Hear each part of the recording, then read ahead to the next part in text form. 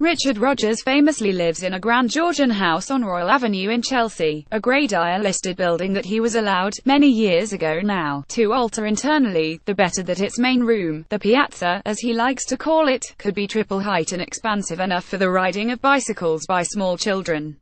As anyone who has even glimpsed it from the road will attest, it's an amazing space, and in his new book, A Place for All People, Rogers makes much of its essential conviviality. It is, he writes, often used for parties, whether to benefit a charity or for an annual celebration of the architect of the Serpentine Pavilion in Hyde Park. By way of illustration, there follow some photographs. In one, taken at Christmas, some 30 paper-hatted people can be seen sitting down for lunch, yet still there is room beside the table to move, and perhaps even to dance.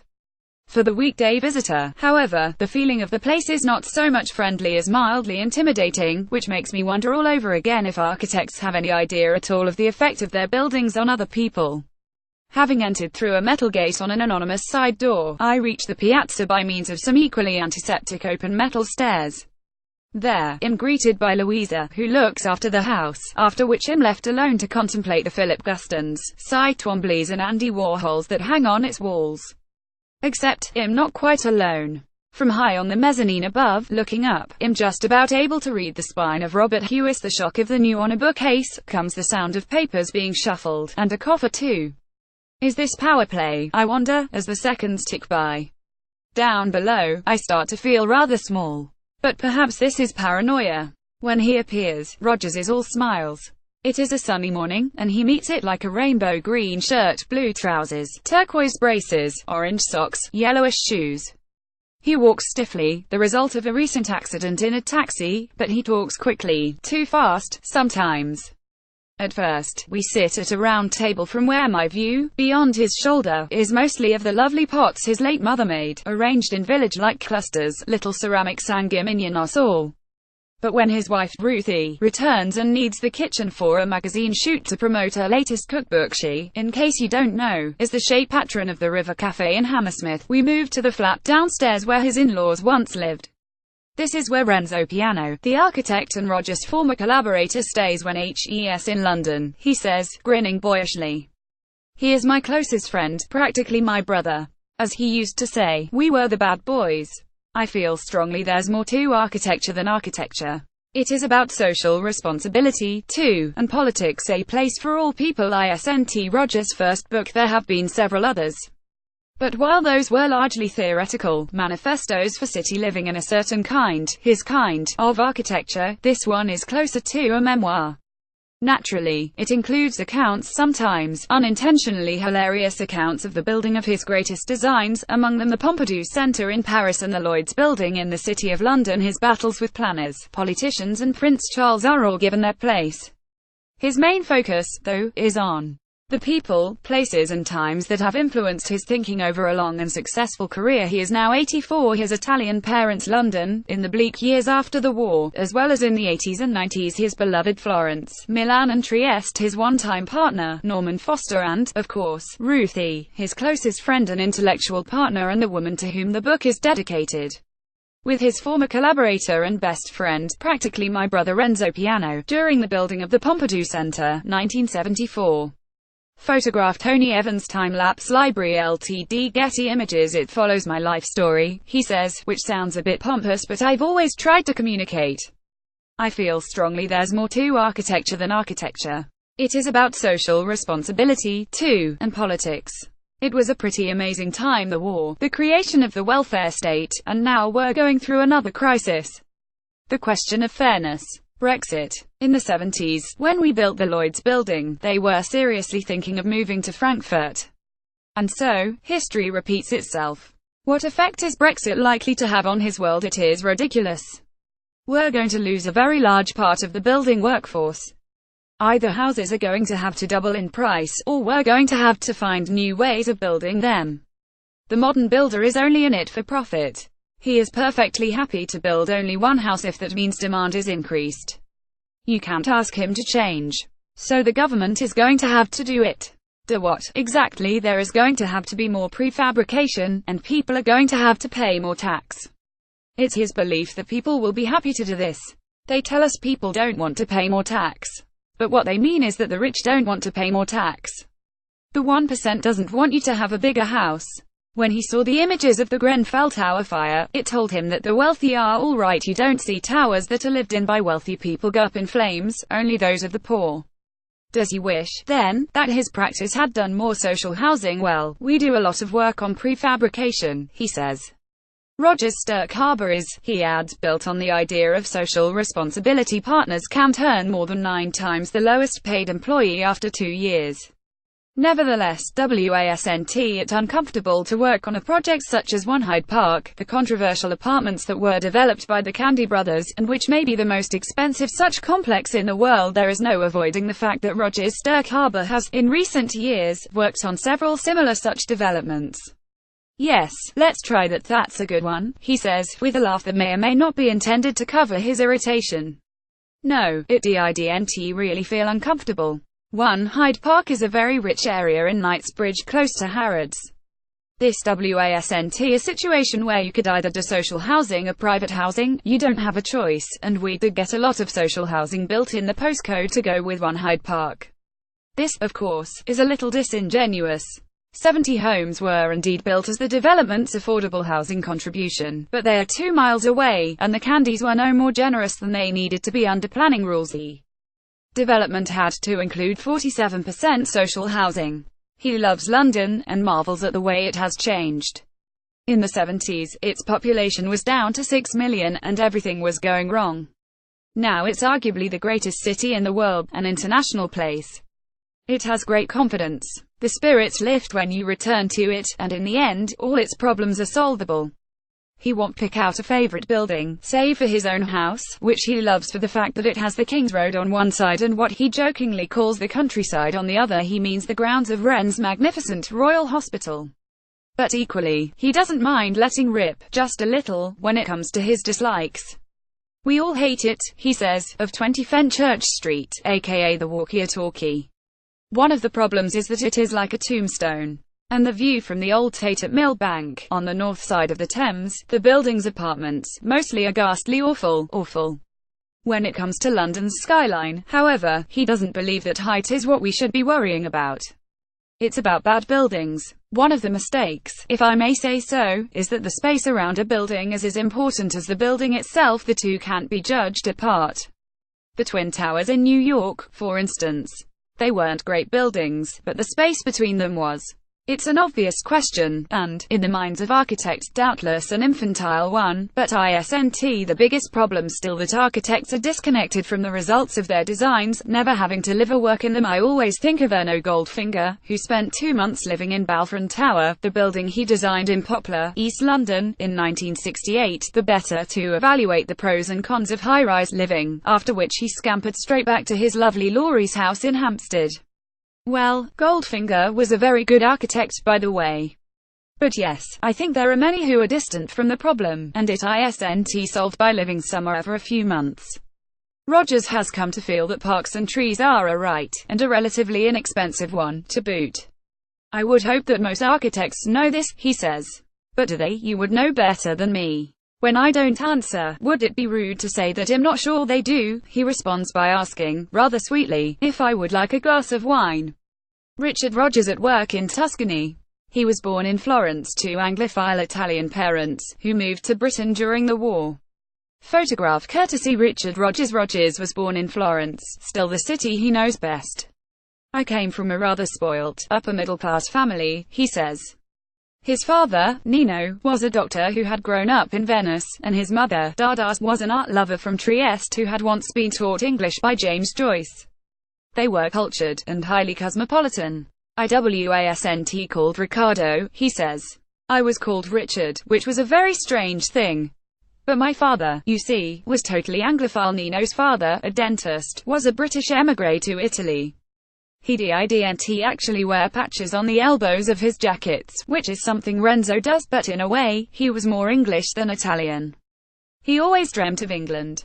Thanks to Mussolini, his dreams would become a reality sooner rather than later. In 1938, once it was clear that war was on the way, the family moved to England, swapping their elegant flat with views over the Florentine rooftops for a single room in a Bayswater boarding house with a coin meter for the heating and a bath in a cupboard, and so life switched to black and white.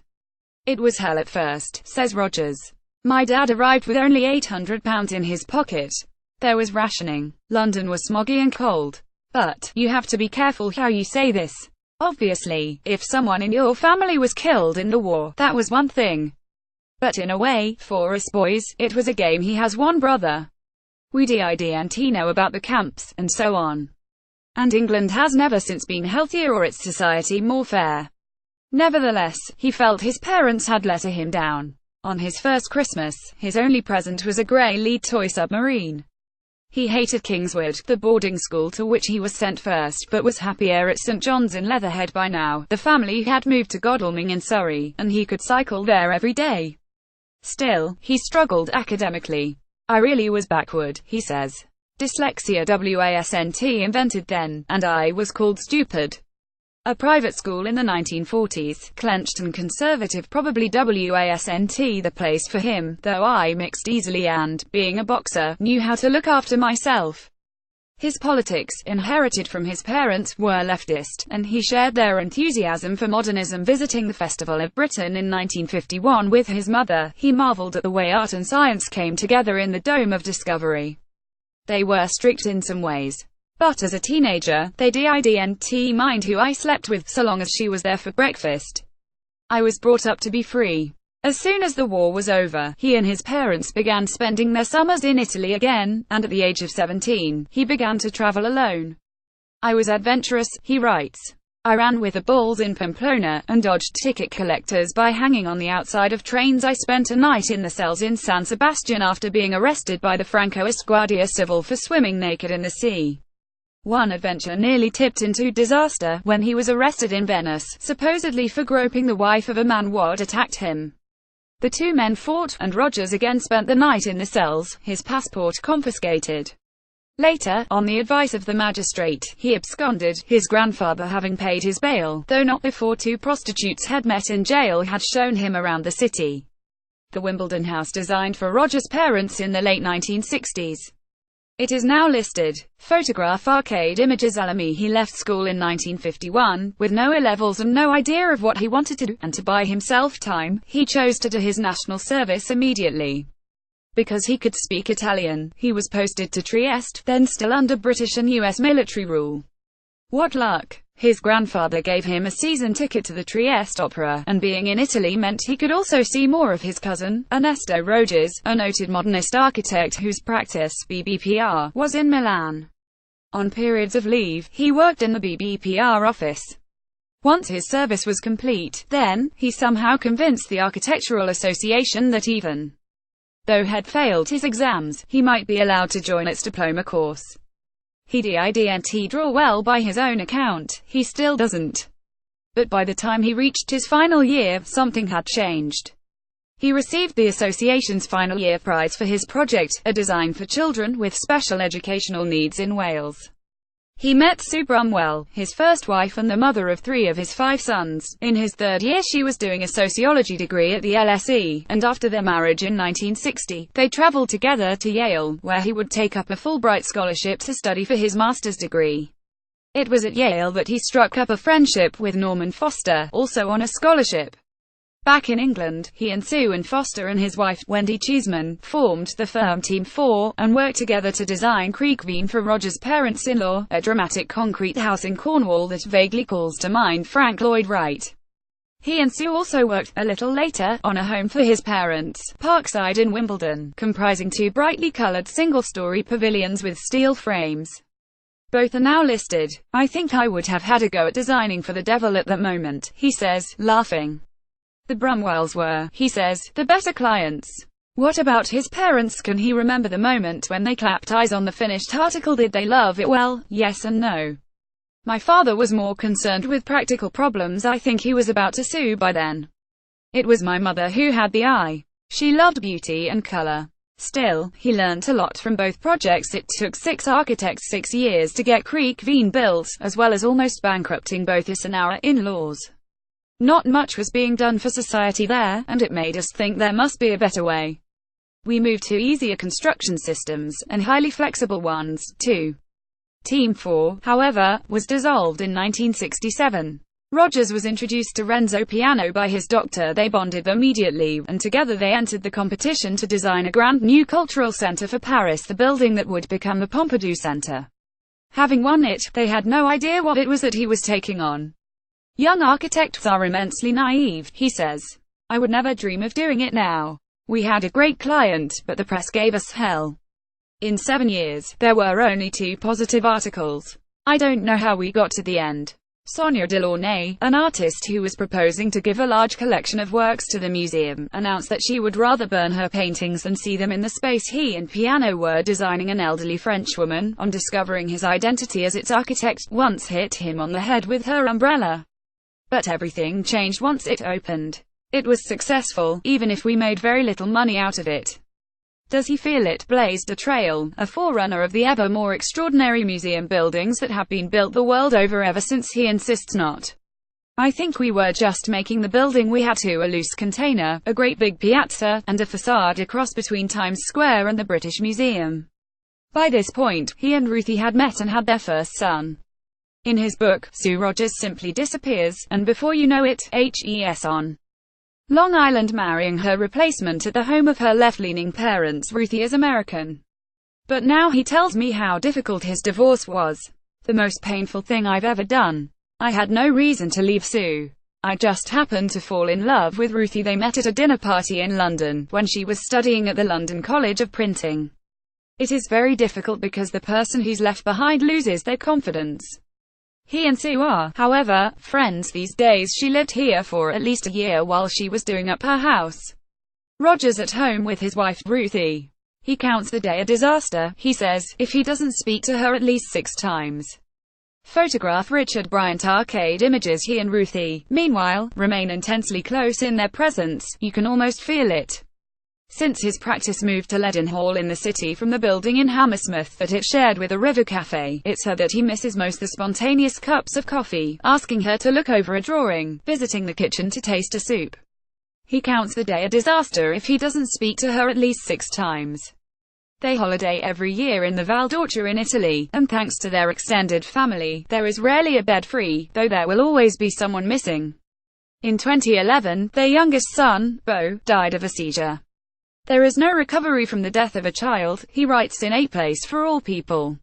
Whenever they go away, he and Ruthie go up to their roof terrace, where an olive tree was planted in his memory, to say goodbye to him. After the chapter which recounts the building of the Pompidou Center, his book loses momentum, though it's pretty funny when he describes, with a straight face, his disappointment when the Board of Lloyds refused to sign off his plan to commission a clock by the Swiss artist Jean Tinguely. You can hardly blame them. Tinguely had insisted that it would never tell the right time. He devotes too much energy to bemoaning the lack of vision of the supposed enemies of modern architecture, and not enough to addressing the matter of his own regrets, though when I ask him about this, he says, I don't know that I do regret a major piece of my professional life. His forays into politics are a bit irritating, too. Rogers, who joined the House of Lords as a Labour peer in 1997, has sat on several quangos, most famously the Urban Task Force. He was also an ally of Ken Livingstone during his time as the Mayor of London. It is, for instance, extraordinary that he sees fit to praise John Prescott, the man who oversaw the obscenely wasteful and destructive Pathfinder scheme, a blind spot that seems to be born only of the fact that, as Environment Secretary, Prescott pushed the recommendations of Towards an Urban Renaissance, a report Rogers helped to write. In conversation, though, the opposite is true. His energy is amazing, his stories growing ever less varnished as he goes on. How long have you got, he asks me. For a while. We talk about Prince Charles, and what Rogers regards as his chilling power over developers. They will, he says, use any excuse to lower their risk, including a daffy royal. The nearest he has ever got to debating with HR8 was when he told him, after a dinner in 1984, that by his logic, Christopher Wren should have designed his extension to Hampton Court in a late medieval style to match the Tudor buildings rather than in his own Baroque. But then, as he admits, there's always something. The architect's lot has never been a happy one. Things don't change, he says. As the Dean of St. Paul's told him at the opening of the Lloyd's building in 1986, by the time Wren had been working on the cathedral for 30 or 40 years, he was so sick of people criticizing him, he built an 18-foot wattle fence to shield the works from prying eyes. Every architect will sympathize with that story, he says. His voice, though, is rueful rather than self-pitying, as well it might be, given the splendor of our surroundings, the fact that the word masterpiece still appears so often next to his name. A Place for All People is published by Canongate on the 7th of September. £30. To order a copy for £22.50 visit guardianbookshop.com or call 0330-333-6846. The client hit the U-bend, and it broke, showering him in sewage. An extract from A Place for All People by Richard Rogers. Creek Veen, Pill Creek, Cornwall, designed by Richard Rogers. Team 4. Photograph Arcade Images. Alamy. When we returned from the USA in 1963, Norman Foster, my wife Sue and I had set up Team 4 with my ex-girlfriend Georgie Cheeseman, and her sister Wendy. At first, we worked out of Wendy's bedroom in a two-room flat in Belsize Park. Frank Peacock, who had studied with me at the Architectural Association literally alongside me, as our surnames made us neighbors in every class, and was a brilliant technician and draftsman, built a box to put over Wendy's bed, so that we could use it as workspace during the day. When clients visited, friends would be roped in to pose as architects, to make Team 4 look like a larger concern than it was. As neither Norman nor I had completed our training, we were not entitled to call ourselves architects. Georgie had qualified and gave Team 4 some legitimacy, but she quickly saw that Norman and I were going to be impossible to work with, so moved on. The core of Team 4 was Norman and Wendy, who fell in love with each other and married, and Sue and me. Norman and I did manage to complete our registration, but only after being summoned before the Architects Registration Council for practicing without a license. Marcus Brumwell, Sus's father, had asked us to look at the plans for renovating his holiday home on the banks of a Cornish creek by the Val estuary. We soon decided, and persuaded our client, that he needed to demolish the existing house and start again.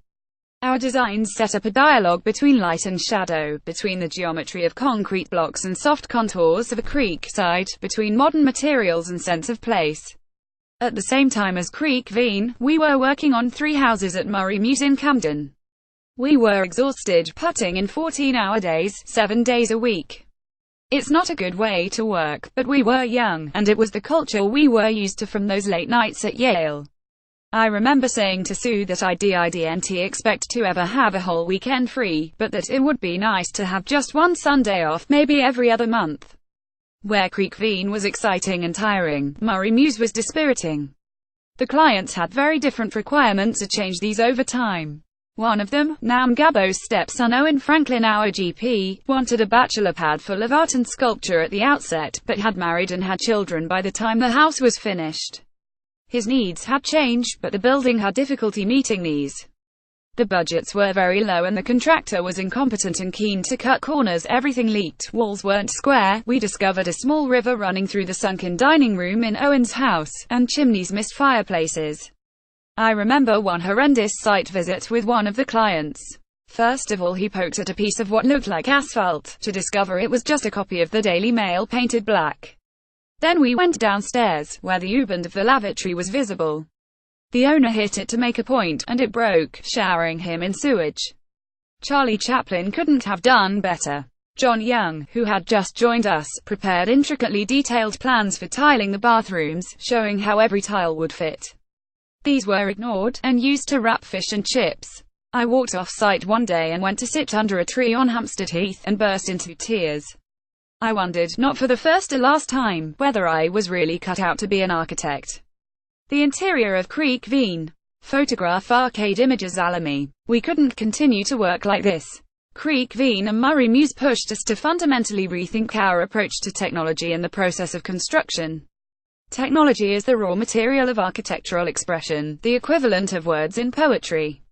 Without a proper understanding of words there is no poetry, and architecture starts from an understanding of technology, materials, the process of construction and a sense of place. Norman and I were modernists, but were inspired by the amazing heritage of early industrial buildings, from the world's first cast-iron bridge at Coalbrookdale in Shropshire, to the incredible lightness and delicacy of Brunel and Paxton, who used iron, steel and glass, the high-tech materials of their day, to create great station sheds, bridges, glasshouses and crystal palaces. Norman and I had studied the use of manufactured components in Buckminster Fuller's work, in Soriano's architecture and Paul Rudolph's early designs, in the open-ended architecture of the Eames House in Los Angeles, in Jean Prouver's prefabricated steel structures, and in modern industrial buildings and machinery. Though industrialization had created countless new possibilities for building and construction, many of the buildings we saw in 1964, and see today, still use tools and techniques, bricks, mortar and timber frames, that have been used for 500 years or more. As Peter Rice, the Irish engineer who became an indispensable partner on the Pompidou Centre and so many other projects, like to say, traditional techniques have been used so many times that you don't give them any thought. Radical architecture has to start from first principles. Our experience with Creek Veen and Murray Muse had shown the limits of traditional technologies, the challenges of working with wet trade contractors, those deploying traditional techniques of bricks and mortar on site, even when they were competent, the time taken, and the risks of constructing fixed buildings for clients whose needs changed over the years. In 1969, a few years after we had completed these projects, I wrote a manifesto arguing for change. At a time when we needed 400,000 houses a year in the UK, a curiously similar challenge to the one we still face nearly 50 years later, it made no sense that it had taken 6 architects 4 years to build 4 houses. We wanted to create buildings that took advantage of industrialized technology, that were general purpose, not tailor-made, so that the same shell could cater for different clients' needs, or for one client's needs changing over time. Reliance Controls in Parkside, the house we built for my parents in Wimbledon, were our first built expressions of this new direction.